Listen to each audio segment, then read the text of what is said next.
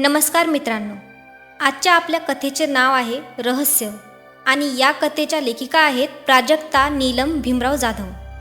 चला तर मग आपण या कथेला सुरुवात करूया. समिधा, ए समिधा, हा आवाज येताच समिधाची पावले पुन्हा वाड्यातील त्या खोलीच्या दिशेने जाऊ लागली. तिला त्या दिशेला जाताना पाहून तिच्या मोठ्या जाऊबाई म्हणाल्या, काय ग समिधा, कुठे तिकडे निघालीस? त्यावर समिधा म्हणाली, ताई, तुम्हाला आवाज नाही आला का? मला कोणीतरी हाक मारत होते. तुम्ही नाही ऐकले का? त्यावर आश्चर्यचकित होऊन तिच्या जाऊबाई म्हणाल्या, नाही ग, मी तर नाही ऐकले. तुला कुठून ऐकू आलं? खरं तर समिधाला अशा हाका ऐकू येणे नवीन नव्हते. लग्न होऊन घरात आल्यापासून तिला या अशा हाका ऐकू येतच होत्या, पण लग्न होऊन तिला 6 महिने झाले नव्हते. ती बिचारी सांगणार तरी कोणाला? कारण हाका कोणालाही ऐकू येतच नव्हत्या. कोणालाही विचारले की नाही, आम्हाला ऐकू आले नाही, असेच साऱ्यांचे म्हणणे असायचे. आणि नवऱ्याला तर सांगायचा प्रश्नच येत नव्हता. अमेला तर तिचा आवाज पण ऐकायला आवडत नव्हता. समिधाला स्वतःसोबत नक्की काय होतंय हे समजायला मार्ग नव्हता. विचार करत करत कामे आटपत रात्र झाली. घरातील बाहेर गेलेली माणसे घरी यायला लागली. सासरे नावाजलेले चांगले वकील होते. मोठा मुलगा राजकारणात, तर धाकटा मुलगा म्हणजेच समिधाचा नवरा सुद्धा वकील. पण समिधा ही अगदी साध्या घरची.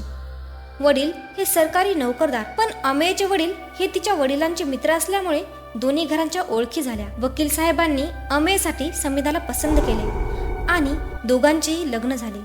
वकील साहेबांच्या घराण्याला शोभेल अशीच एकदम गुणाने, दिसण्याने आणि साऱ्याच बाजूने समिधा उत्तम होती. रात्री जेवणाच्या वेळी सारे एकत्र जमले.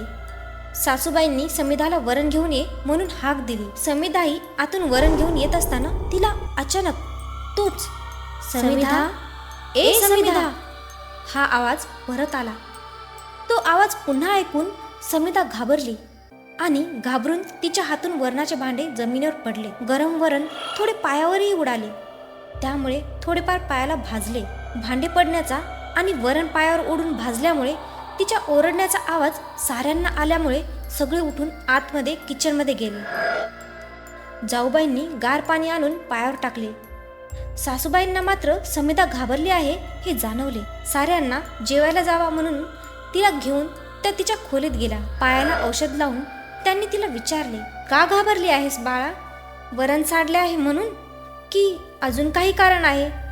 समिधा म्हणाली, नाही ते. सासूबाई म्हणाल्या, काय झाले आहे समिधा, सांग बरं.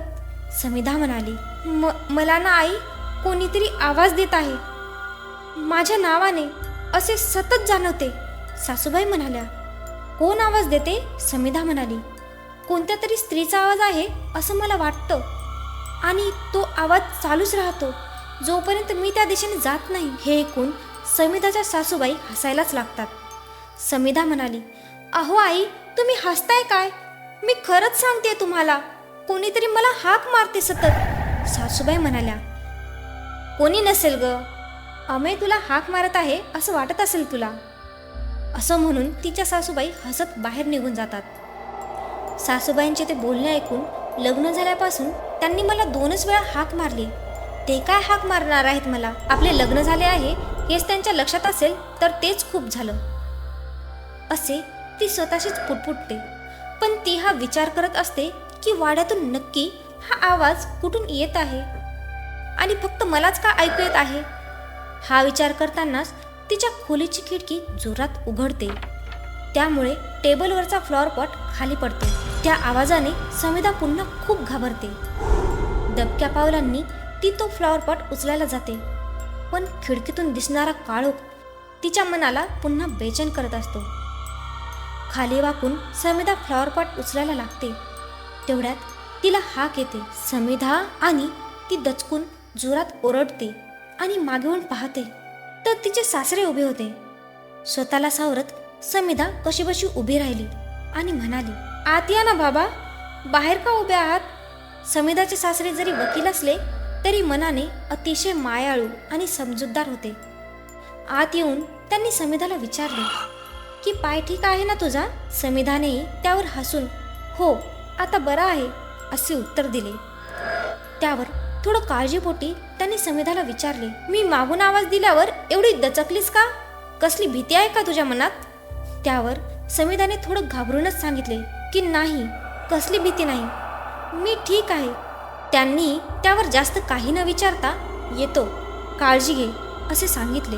बाहेर गेल्यावर त्यांना अमेय मोबाईलवर बोलत असलेला दिसला. त्याच्या दिशेने ते गेले. आपल्या दिशेने बाबा येत आहेत हे पाहून अमेयने फोन ठेवला. ते पाहून ते त्याला म्हणाले, काय वकील साहेब, फक्त वकिलीच करत बसणार आहात का? जरा स्वतःच्या संसाराचा पण विचार करणार आहात का? लग्न होऊन 6 महिने झाले, पण मी कधी तू सुनबाईसोबत बसून बोलत आहेस हे सुद्धा बघितले नाही. मान्य आहे आम्हाला की आम्ही आमच्या बघण्यातील मुलगी पाहून तुला जास्त काही न विचारता तुझे लग्न केले, पण याचा अर्थ असा नाही ना की तुमचे वाईट झाले आहे. सोन्यासारखी मुलगी आहे ती, आणि तुमचे हे असे वागणे किती प्रश्न निर्माण करत असतील आपल्या घरात आलेल्या त्या नव्या मुलीच्या मनात. त्यावर अमेय हळू स्वरात म्हणाला, असं काही नाही बाबा. त्याच्याकडे थोड्या तिरकस नजरेने पाहत ते तिथून निघून जातात. दुसऱ्या दिवशी समिधा आणि तिच्या मोठ्या जाऊबाई अनघा दोघी देवळात गेल्या. देवीचे दर्शन घेऊन बाहेर येत असताना अनघाला तिथे त्यांना हात पाहून भविष्य पाहणारा माणूस दिसला. तो जवळपास 50 ते 55 वर्षाचा होता. त्याला पाहून अनघा समिधाला म्हणाली, ए समिधा, चल ना आपण हात दाखवून भविष्य पाहू. समिधा म्हणाली, नको ताई, हे खरं थोडीच असतं. अनघा म्हणाली, असू दे ग, तरी पण चल. समिधा म्हणाली, पण अनघा समिधाचा हात धरून तिला घेऊन गेली आणि त्या महाराजांना म्हणाली की महाराज, हिचा हात बघून सांगा की हिचे भविष्य काय आहे.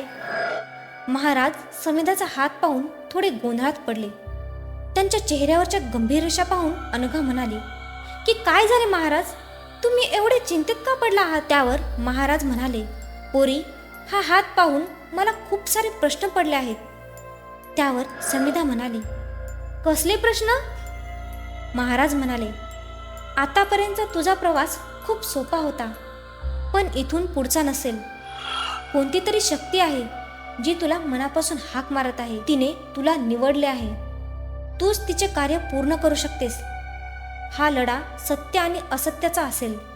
तुला निवडावे लागेल सत्य असत्यामध्ये.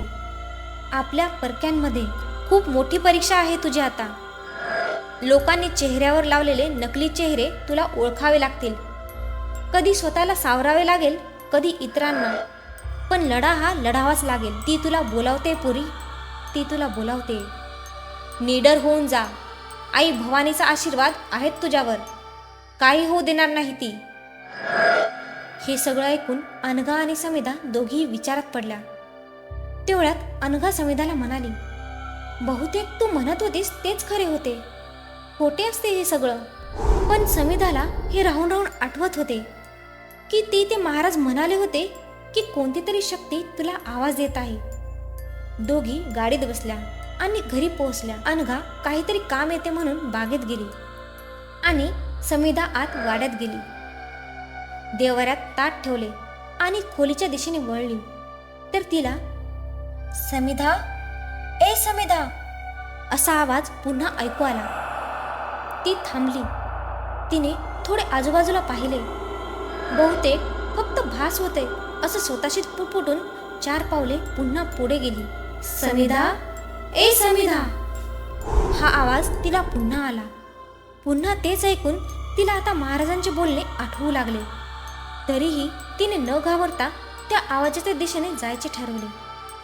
पुन्हा आवाज आला आणि ती मनात हजारो प्रश्न घेऊन एक एक पाऊल पुढे टाकून हिमतीने पुढे जाऊ लागली. शेवटी तू मला शोधतेस तर, असा एकदम गंभीर आवाज तिला आला. आज पहिल्यांदा तिने तिच्या नावाव्यतिरिक्त काहीतरी वेगळे ऐकलेले होते. ये ना ग, मी वाट पाहते तुझी असा आवाज पुन्हा तिला आला.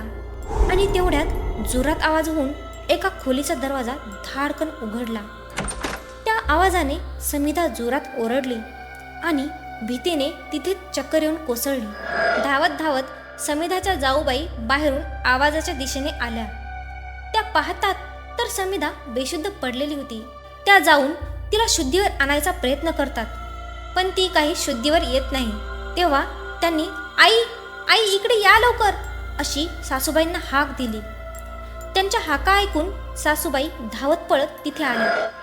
समिधाला बेशुद्ध पाहून त्या पण घाबरल्याच. तिला कसंबसं दोघींनी धरून तिच्या खोलीत नेले आणि डॉक्टरांना कॉल केला. काही वेळानंतर डॉक्टर आले.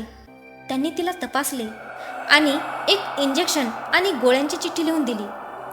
ते समिधाच्या सासूबाईंना म्हणाले, तुमच्या सुनेला कशाचा तरी मानसिक ताण आहे. त्या कसल्या तरी तणावाखाली आहेत.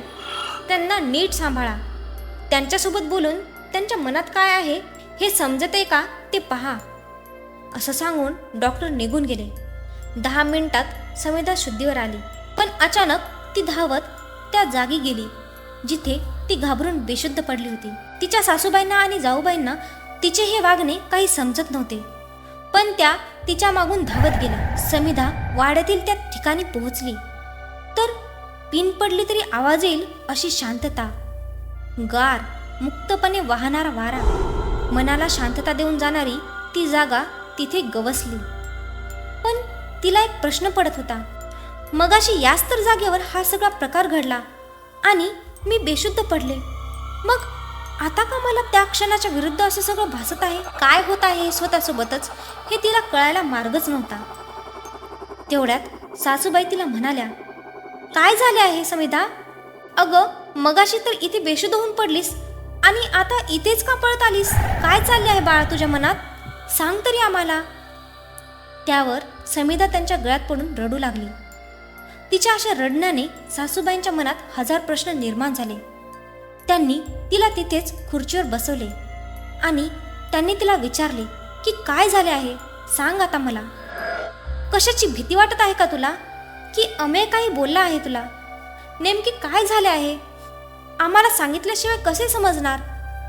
त्यावर समिधा डोळे पुसत पुसत म्हणाली, आई, मला कसले तरी आवाज येतात. कोणीतरी मला हाक मारत आहे असे आवाज येतात. मला माझ्या नावाने कोणतरी हाक मारत असते आणि मी जोपर्यंत तिकडे आवाजाच्या दिशेने जात नाही तोपर्यंत तो आवाज येतच राहतो. मला नाही माहीत आई, तो आवाज कोणाचा आहे? ती कोण आहे? माझा तिच्यासोबत काय संबंध आहे? पण मला आवाज येतो हे खरे आहे. समिधाच्या जाऊबाई म्हणतात, आई, आज आम्ही देवळात गेलो तेव्हाही तिथले महाराज असंच काहीतरी म्हणत होते. त्यावर सासूबाई म्हणतात, काय म्हणत होते महाराज? त्यावर समिधाच्या जाऊबाईंनी सासूबाईंना घडलेली सगळी गोष्ट सांगतात. ते ऐकून त्या जरा विचारातच पडतात. त्या समिधाला तिच्या खोलीत घेऊन जायला सांगतात आणि त्या देवळात जायला निघतात. देवळात पोहोचतात तर आत जाताना ते महाराज त्यांना तिथेच दिसतात. त्या त्यांच्यासमोर जाऊन बसतात आणि म्हणतात, काय सांगितले तुम्ही माझ्या सुनेला? काय खरं आहे नक्की? महाराज समिधाच्या सासूबाईंच्या बोलण्यावर हसतात आणि म्हणतात, सांगितले होते मी तुला काही दिवसांपूर्वी की हे सगळं घडणार आहे. शोध घे, ती मुलगी कुठे आहे? काहीतरी चुकीचे घडले आहे. चेहऱ्यावर अजून एक चेहरा लावून फिरणारी माणसे जास्त आहेत तुझ्या घरात. शोध, कोण आहे ते, ज्याने काही केले आहे. शोध त्या मुलीला. पण तू माझ्यावर विश्वास ठेवला नाहीस, माझे ऐकले नाहीस, त्यामुळे ते तुझ्या सुनेला भोगायला लागत आहे. हे सगळं ऐकून समिधाची सासू थोडी विचारात पडते आणि म्हणते, महाराज, पण मी काय शोधणार होते? काही असं नाहीच की मी जे शोधलं पाहिजे. सगळे ठीक आहे, सगळ्यांचे आयुष्य छान चालले आहेत. मग कसं कोणावर संशय घेऊ? त्यावर महाराज हसून म्हणतात, वरवर जे छान दिसते ते छानच असतं असं नाही. तुला ते त्या गोष्टीच्या मुळापर्यंत जाऊन शोधायचे होते. संकट यायच्या आधीच मी तुला सावध केले होते, पण तुला ते समजले नाही. तू ते वाढू दिलेस आणि त्याची फळे सगळ्यांना भोगायलाच लागणार, कारण ती आता आलीये. त्यावर समिधाची सासू म्हणते, कोण आलीये आणि काय बोलताय तुम्ही महाराज? महाराज म्हणतात, वेळ सगळ्या प्रश्नांची उत्तरे देईल. जर माझ्यावर विश्वास असेल तर फक्त उद्या तुझ्या सुनेला माझ्याकडे घेऊन ये. समिधाच्या सासूबाई घरी येतात. समिधा त्यांना पाहून त्यांच्यासाठी पाणी घेऊन येते, पण त्यांना विचारात पाहून ती विचारते की आई, काय झाले आहे? कसल्या विचारात आहात तुम्ही? त्यावर त्या म्हणतात, अगं काही नाही, उन्हातून आली आहे ना, त्यामुळे जरा डोकं दुखत आहे. त्यांच्यासाठी समिधा चहा आणण्यासाठी जात असते. तोपर्यंत त्या तिला म्हणतात, समिधा ऐक ना. समिधा थांबते आणि हां आई बोला ना असे म्हणते. त्यावर त्या म्हणतात, उद्या माझ्यासोबत देवळात येशील का? त्यावर समिधा म्हणते, हो आई जाऊया ना. जाण्याच्या वेळी मला सांगा, मग दोघी मिळून जाऊ. रात्री जेवण झाल्यानंतर समिधा खोलीत येते तर अमेय तिला काम करत आहे हे दिसते. तरीही ती धाडस करून त्याच्या जवळ जाते आणि म्हणते, मला थोडं बोलायचं आहे तुमच्यासोबत. तिच्या त्या वाक्यावर अमेय नजर वर करून तिच्याकडे पाहतो आणि म्हणतो, बोल. त्यावर समिधा म्हणते, मला काही दिवस झाले आवाज ऐकू येतात जे फक्त मलाच ऐकू येतात. कुणाचे आहेत, काय आहे हा प्रकार मला काही माहिती नाही, पण हे सगळं होत आहे माझ्यासोबत. मला आधी वाटले की हा भास आहे, पण हा भास नाही. कोणीतरी आहे जे मला बोलावत असते सतत. त्यावर अमेय म्हणतो, झाला का माझा टाइम वेस्ट करून? कसं आहे ना समिधा, तू रिकामी असशील ग, पण मी नाही. त्यामुळे प्लीज असल्या काहीतरी कथा सांगून माझा वेळ वाया घालू नकोस. त्यावर समिधा म्हणते, तुम्हाला मी सांगते ती कथा वाटते का? मी वेडी नाही जे तुम्हाला असं काहीतरी येऊन सांगेल. तुम्हाला का पटत नाही माझं? त्यावर अमेय म्हणतो, का पटेल तुझे मला? त्यावर समिधा म्हणते, का पटेल म्हणजे? बायको आहे मी तुमची, लग्न केले आहे तुम्ही माझ्यासोबत. एकमेकांच्या सुखदुःखात नेहमी एकत्र असू हे वचन अग्निभोवती 7 फेरे घेऊन घेतले आहे आपण, आणि आयुष्याचे सोबती आहोत आपण. एवढा तरी एकमेकांवर विश्वास असलाच पाहिजे ना? त्यावर अमेय समिधाला म्हणतो, एक सांगू का समिधा, आपण नदीचे ते 2 किनारे आहोत जे कधीही एकत्र येऊ शकत नाहीत. अमेयचे हे बोलणे ऐकून समिधाच्या पायाखालची जमीनच सरकते. जिथे आपल्या नवऱ्यालाच काही पडलेले नाही तिथे मी काय कोणाला सांगू असे समिधाला वाटू लागले. दुसऱ्या दिवशी सासूबाई तिला देवळात जाण्यासाठी बोलवायला येतात, तर ती एकटीच विचार करत बसलेली असते. ते पाहून त्या तिच्या खोलीत जातात आणि जाऊया का देवळात असं तिला विचारतात. समिधा लगेच तयार होते आणि दोघीही गाडीत बसून देवळात जातात. पण पूर्ण वाटेत समिधाच्या सासूबाईंच्या डोक्यात एकच विचार चाललेला असतो, आज महाराज नक्की काय सांगणार, नक्की काय होणार आहे पुढच्या काही दिवसात. समिधा आणि तिच्या सासूबाई देवळात पोहोचतात. समिधा मंदिराच्या आत जात असते तर सासूबाई तिला हात धरून थांबवतात. मागे वळून समिधा सासूबाईंना विचारते, काय झाले आई? त्यावर त्या म्हणतात, आत नाही जायचे, आज महाराजांच्याकडे जायचे आहे. त्या दोघी महाराजांच्याकडे जायला वळतात. समिधा मनातल्या मनात विचार करत असते, आई का मला महाराजांच्याकडे घेऊन चालले आहेत, काय झाले आहे नेमके? हा विचार करत करत त्या दोघी महाराजांकडे पोहोचतात. समिधाच्या सासूबाई त्यांच्या पाया पडतात. मागोमाग समिधाही त्यांच्या पाया पडते. महाराज समिधाकडे एकटक पाहतात आणि म्हणतात, संभ्रमात आहेस वाटतं पोरी तू. एका बाजूला नवरा सगळं सांगून ऐकेना आणि दुसऱ्या बाजूला तो आवाज जो 1000 प्रश्न तुझ्या मनात निर्माण करत आहे. त्यांचे बोलणे ऐकून समिधा त्यांच्याकडे आश्चर्याच्या नजरेने पाहते. त्यावर ते म्हणतात, घाबरू नको, बस इथे. समिधा आणि तिच्या सासूबाई त्यांच्या समोर बसतात.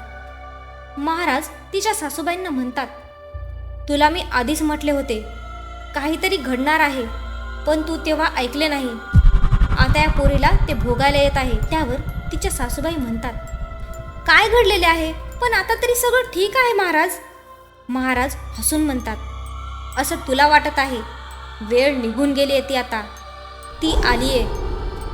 समिधा त्यांचे ती आलीये हे वाक्य ऐकून कोण आलीये असं विचारते. त्यावर ते म्हणतात, जिचा तुला आवाज येतो ती. हे ऐकून समिधा घाबरते. तिला समजत नसते की ती म्हणजे नक्की कोण. ती विचारात पडते. तिच्या सासूबाई तिच्या खांद्यावर हात ठेवून तिला आधार देतात. त्या म्हणतात, तुम्ही आम्हाला काय ते स्पष्ट सांगा महाराज. ते मी नाही सांगू शकत. अजून मलाही समजत नाही तिला काय हवे आहे, पण तिला काहीतरी हवे आहे हे नक्की, जे समिधाकडे आहे. त्यावर समिधा म्हणते, काय आहे माझ्याकडे? महाराज म्हणतात, विचार कर पोरी, काही असं घडलंय का जे तुला विचित्र वाटले असेल आतापर्यंत? समिधा खूप आठवायचा प्रयत्न करते, पण तिला काही असं वेगळं आठवत नाही. पण ती त्यांना म्हणते, मी लग्न करून आल्यानंतर मला हे आवाज येऊ लागले आहेत आणि फक्त वाड्यातच आवाज येतात, बाहेर कुठेही नाही. त्यावर तिच्या सासूबाई महाराजांना म्हणतात की हा प्रकार काय आहे आणि तुम्ही म्हणताय की ती आली आहे. ती कोण आहे? मला तुम्ही स्पष्ट सांगा. मला माझ्या घरावर, मुलांवर, सुनांवर कसलेही संकट नको आहे. हात जोडते मी तुमच्या पुढे, मला सगळं सांगा. महाराज म्हणतात, नाही माहीत मला. का आली आहे ती? कोण आहे ती? काय हवंय तिला? पण तिला काहीतरी हवे आहे जे समिधाकडे आहे. मला जे समोर दिसत आहे त्यावरून तिला अमेय हवा आहे. त्यावर समिधा जोरात काय असे म्हणून ओरडते आणि उठून उभी राहते. ती रागात येऊन सासूबाईंना म्हणते, आई चला तुम्ही, हे काहीही बोलत आहेत. ती सासूबाईंचा हात धरते आणि घेऊन जात असते. तेवढ्यात महाराज मागून म्हणतात, संध्याकाळपर्यंत तू नक्कीच माझ्याकडे उपाय मागायला येशील. ती सरळ गाडीकडे सासूबाईंना घेऊन जाते. ती तिथे थांबते आणि गाडीतून पाण्याची बॉटल काढून पाणी पिते. समिधाला असं पाहून तिच्या सासूबाई म्हणतात, शांत हो बाळा, मी काय म्हणते ते ऐक. महाराज सांगतात त्यात काहीतरी तथ्य असेलच ना बाळा. त्यावर समिधा म्हणते, काहीही काय आई, तिला माझा नवरा कसा हवा असेल? काय संबंध? त्यावर तिला सासूबाई म्हणतात की अगं, पण तुला आवाज येतात हे खरे आहे. कोणीतरी आहे जे आपल्याला समजत नाहीये. शोधले तर पाहिजेच ना बाळा आपल्याला. आता आपल्याकडे पर्याय फक्त महाराज आहेत. मला मान्य आहे आई की कोणीतरी वाड्यात आहे. मी लग्न झाल्यापासून अनुभवते हे सगळं. पण माझा नवरा का हवा असेल तिला? त्यांचा काय संबंध? सांगा ना आई. मग त्यांना ते आवाज ऐकू यायला हवे होते ना, मला नाही. त्यावर तिच्या सासूबाई म्हणतात की तेच तर शोधायचे आहे. 2 मिनिट थांबून समिधा म्हणते, चला आई माझ्यासोबत. त्यावर त्या म्हणतात, कुठे? ती त्यांना गाडीत बसवते आणि दोघेही जातात. वाड्यासमोर येऊन गाडी थांबते. समिधा गाडीचा दरवाजा उघडते आणि पळत वाड्यात जाते आणि आत जाऊन हॉलमध्ये उभी राहून जोरात मोठ्या आवाजात म्हणते, कोण आहेस तू? काय हवा आहे तुला? हिम्मत असेल तर समोर येऊन सांग. मी घाबरत नाही तुला. का मला अशी छळतेस? तेवढ्यात मागून तिच्या सासूबाई येतात आणि पाहतात घरातले सगळे नोकर येऊन वाड्याच्या हॉलमध्ये उभे असतात. त्या डोळे मोठे करून सगळ्यांकडे पाहतात. ते सगळे निघून जातात. समिधा मात्र हे सगळं बोलत बोलत रडत असते. हे त्या पाहतात आणि मागून जाऊन तिला धीर देत म्हणतात, सांभाळ बाळा स्वतःला, आपण दोघी मिळून सगळं ठीक करू. त्यावर समिधा म्हणते, आई, जो माझाच नाहीये त्याला मी कसं कोणाला देऊ सांगा ना. जो मला साधे त्याच्या शेजारी पण उभं करत नाही त्याला मी कसे कोणाला देऊ? ज्याच्या सावलीवर सुद्धा माझा अधिकार नाही त्याला मी कसे कोणाला देऊ? असे म्हणत ती सासूबाईंच्या गळ्यात पडून रडू लागते. तेवढ्यात तिला आवाज येतो, समिधा, ए समिधा. तो आवाज ऐकून ती इकडे तिकडे पाहू लागते आणि म्हणते, बघा आई, तिने मला हाक मारली आहे. इथेच आहे ती. तिची हाक पुन्हा येत आहे. आणि खिडक्यांवरील पडदे जोरात उडू लागतात. समिधा धावत वाऱ्याच्या दिशेने जाते. ती धावत जात आहे हे पाहून तिच्या सासूबाई पण तिच्या मागे धावत जातात आणि तिला हाक मारतात, थांब बाळा. पण समिधा त्यांचे काही ऐकण्याच्या मनस्थितीत नसते. ती धावत धावत तिच्या खोलीजवळ पोहोचते. तिथेच थबकते आणि तेवढ्यातच आवाज येतो, का थांबलीस? पुढे ये अजून. ये ना ग, मी वाट पाहते तुझी समू. समू हा शब्द ऐकून ती तिथेच थबकते आणि विचारात पडते की ती मला समू का म्हणाली. तेवढ्यात समोरच्या खोलीचा दरवाजा जोरजोरात वाजू लागतो. त्या दरवाजाच्या आवाजाने ती तिच्या विचारातून बाहेर येते आणि तिच्या हृदयाचे ठोके वाढू लागतात. मध्येच तो आवाज थांबतो. तो थांबलेला आवाज पाहून ती 2-3 पावले पुढे टाकते. तोपर्यंत तो दरवाजा पुन्हा धाडधाड हलू लागतो. तो आवाज ऐकून ती दचकून खाली पडते. मागून सासूबाई येतात आणि तिला सावरतात. त्याही तो दरवाजा हलताना पाहतात आणि क्षणभरासाठी घाबरून जातात. स्वतःला सावरत त्या समिधाला सावरतात आणि तिला उभे राहण्यास मदत करतात. समिधा त्या दरवाजाला असलेले कुलूप पाहते. तो दरवाजा बंद का आहे हा विचार करते आणि सासूबाईंना घाबरलेल्या स्वरातच विचारते, आई, हा दरवाजा बंद का आहे? त्यावर त्या म्हणतात, अगं, बंद असं नाही, पण यात घरातले सगळे नको असलेले साहित्य आहे. अडगळीची खोली आहे. कोणी तिथे जाऊन धडपडू नये म्हणून मीच त्याला कुलूप घातले आहे. तो दरवाजा पुन्हा हलतो आणि त्या दोघेही घाबरतात. समिधा घाबरत घाबरतच धाडस करत मोठ्याने ओरडते, कोण आहे? काय हवंय तुला? त्यावर तिला आवाज येतो, तुझा नवरा हवा आहे मला. मोठमोठ्याने हसत, देते ना ग, दुसरे काही नको आहे मला, फक्त तुझा नवरा दे मला. हे ऐकून समिधा तिथे असलेल्या सोफ्यावरच बसते. जणू तिच्या पायातले त्राणच निघून गेलेले असतात. तिला असं पाहून सासूबाई म्हणतात, काय झाले समिधा? ती म्हणते, तुम्ही नाही ऐकलत काही? ती काय बोलते ते? हे समिधाचे वाक्य ऐकून त्या इकडे तिकडे पाहू लागतात. त्यांना काही आवाज आलेलाच नसतो. त्या तिला म्हणतात, मला तर काही ऐकू आले नाही. तेव्हा समिधाच्या लक्षात येते की ती फक्त तिच्यासोबतच बोलत आहे. ती सासूबाईंना रडत रडत म्हणते, तिला अमेय हवा आहे. त्यावर सासूबाई आश्चर्यचकित होतात आणि म्हणतात, म्हणजे महाराज म्हणत होते ते बरोबर आहे. समिधा हे सासूबाईंचे वाक्य ऐकून उठते आणि डोळे पुसून त्यांना चलाय असं म्हणत बाहेर घेऊन जात असते. तेवढ्यात तो दरवाजा जोरात हालतो. सासूबाई तिथेच थांबतात आणि म्हणतात, दरवाजा हलला समिधा, ती काही बोलली का? त्यावर समिधा म्हणते, तिच्याकडे आता लक्ष नाही द्यायचे, बडबडू दे तिला एकटीलाच, असं म्हणत ती सासूबाईंना गाडीजवळ घेऊन जाते आणि ड्रायव्हरला गाडी मंदिराकडे घेऊन जायला सांगते. ती पुन्हा आता महाराजांकडे जायला निघालेली असते. तिला आता फक्त अमेयला यात अडकू द्यायचे नसते. त्याला या सगळ्या प्रकाराची झळ पोहोचू द्यायची नसते. त्याला जरी तिची काळजी नसली तरी तिला मात्र त्याची खूप काळजी वाटत असते. हाच विचार करत ती शेवटी मंदिरात पोहोचते. दोघेही मंदिराच्या पायऱ्या चढत हाच विचार करत असतात की महाराज आता काय सांगणार. त्या तिथे विचारतात, महाराज कुठे आहेत?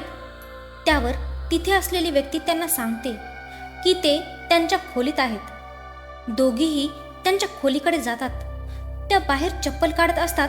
तेवढ्यात त्यांना आवाज येतो, आला का दोघी? या आतमध्ये या. त्यांचा आवाज ऐकून त्या दोघीही आतमध्ये जातात. समिधाला पाहून महाराज म्हणतात, मी बोललो होतो ना की तू संध्याकाळपर्यंत परत येशील. समिधा त्यांचे बोलणे ऐकून म्हणते की काय उपाय आहे यावर? काय असेल ते सांगा, मी करायला तयार आहे महाराज. त्यावर महाराज हसून म्हणतात की काही गोष्टींवर उपाय सहज मिळत नाही. त्यासाठी आधी त्या प्रश्नांचा नीट अभ्यास करावा लागतो. त्यावर समिधा रागाने म्हणते, आता आपण तिच्यावर अभ्यास करत बसायचे का? त्यावर तिच्या सासूबाई थोड्या मोठ्या आणि रागीट स्वरात म्हणतात, शब्द सांभाळून सुनबाई.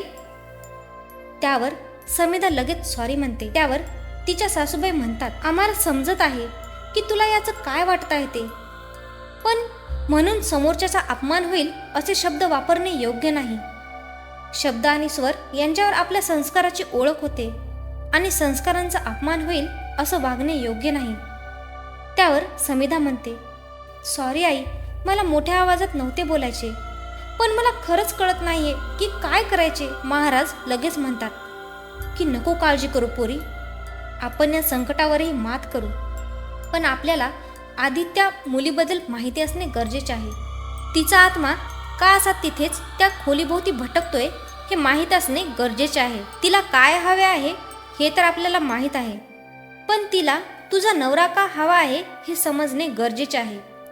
ती कोण आहे, आवाज वाड्यातून का येतोय हे सगळे समजणे गरजेचे आहे पोरी. त्यावर समिधा म्हणते, पण ती वाड्यात कशी आली? म्हणजे तिचा आवाज तिथूनच, त्या कुलूप असलेल्या खोलीतूनच नेहमी कसा येतो? आई, तुम्हाला आठवत आहे मी मागच्या वेळी तिथेच चक्कर येऊन पडली होती? त्यावर तिच्या सासूबाई म्हणतात, हो आठवत आहे मला. तुमच्या खोलीच्या जवळ एक खोली सोडूनच ती अडगळीची खोली आहे. त्यावर महाराज म्हणतात, कधीपासून ती खोली बंद आहे? समिधाच्या सासूबाई लगेच महाराजांना म्हणतात, मीच ती खोली कुलूप घालून बंद केली होती. त्यावर महाराज म्हणतात, तू स्वतःच्या मनाने बंद केलीस की कोणाच्या सांगण्यावरून? त्यावर सासूबाई म्हणतात, मी स्वतः असं नाही, मी आणि हे म्हणजेच समिधाचे सासरे बोलता बोलता म्हटले होते की त्या खोलीला खूप अडगळ झाली आहे. कोणीही गेले वगैरे तर उगाच कोणाला काही लागायला नको, त्या खोलीला कुलूपच लाव. मग मला पण ते पटले म्हणून मी कुलूप लावले. महाराज 2 मिनिट शांत बसले. त्यांनी डोळे झाकले. ते पाहून समिधा म्हटली, काय झाले? त्यावर तिला हाताने खुणावत महाराज थांब म्हटले. 2 मिनिट सगळ्या खोलीत शांतता पसरली.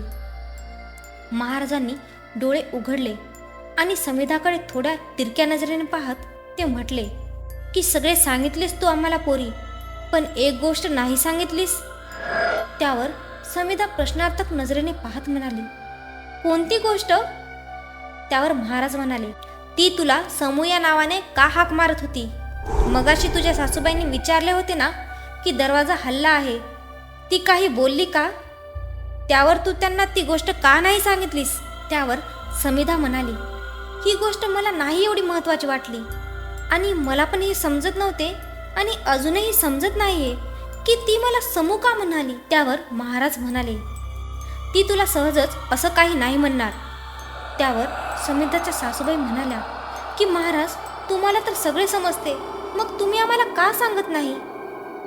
त्यावर महाराज म्हणतात, मला समजत आहे, पण तिची इच्छा, तळमळ, यातना, वेदना आणि महत्त्वाचे म्हणजे सुडाची भावना एवढी शक्तिशाली आहे की मला तिच्या मनातल्या गोष्टींचा ती सुगावा लागू देत नाहीये. माझ्या सगळ्या शक्ती तिच्या वेदना आणि यातनांपुढे हरत आहेत. त्यावर समिधा म्हणते, मग आता काय करायचे? महाराज म्हणतात, आता एकच करू शकतो आपण. आपल्याकडे जेवढ्या गोष्टी आहेत, जे समजले आहे त्यानुसार सगळ्याचा अंदाज घेत जायचे. माझी अंतरशक्ती समिधाचा प्रयत्न अमेयला वाचू शकते. समिधा, तुला ती समू का म्हणाली? त्यावर समिधा म्हणते, मीही तोच विचार करते. त्यावर समिधाच्या सासूबाई म्हणतात, तुला कोण कोण समू असे म्हणते? त्यावर समिधा म्हणते की मला कोणीच नाही म्हणत समू.